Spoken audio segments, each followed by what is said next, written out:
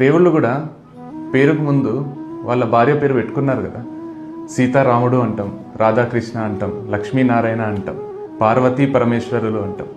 అంటే అర్థం చేసుకోండి, దేవుళ్ళు కూడా వాళ్ళ భార్యకు రెస్పెక్ట్ ఇచ్చిండ్రు, అండ్ వాళ్ళ భార్యలు కూడా భర్తకు రెస్పెక్ట్ ఇచ్చిండ్రు. అంటే ఇక్కడ ప్రేమ కంటే కూడా ఇంపార్టెంట్ ఏంటంటే రెస్పెక్ట్. ఆ రెస్పెక్ట్ ఉన్నప్పుడు ఆటోమేటిక్గా ప్రేమ వచ్చేస్తుంది.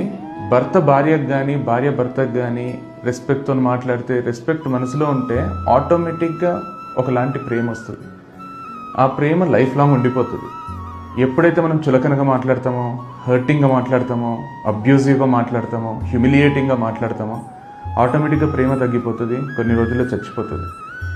లైఫ్ పార్ట్నర్స్ అనేవాళ్ళు ఒకరికొకరే ఉంటారు కాబట్టి అత్యంత ప్రేమగా ఉండాలి, ఒకరికొకరు విపరీతంగా రెస్పెక్ట్ ఇచ్చుకుంటూ ఉండాలి. అప్పుడే లైఫ్ లాంగ్ రిలేషన్షిప్ సస్టైన్ అవుతుంది అండ్ హ్యాపీగా ప్లెజెంట్గా ఉంటాం. సో మన ట్రెడిషన్స్, మన కల్చర్ కూడా అదే చెప్తుంది. ఎవరికి రెస్పెక్ట్ ఇచ్చినా ఇవ్వకపోయినా లైఫ్ పార్ట్నర్ని మాత్రం లైఫ్లో చులకనగా చూడకండి, అత్యంత రెస్పెక్ట్ ఇస్తూ చాలా హెల్దీగా లైఫ్ లీడ్ చేయండి. అంతకంటే అద్భుతం ఏముండదు.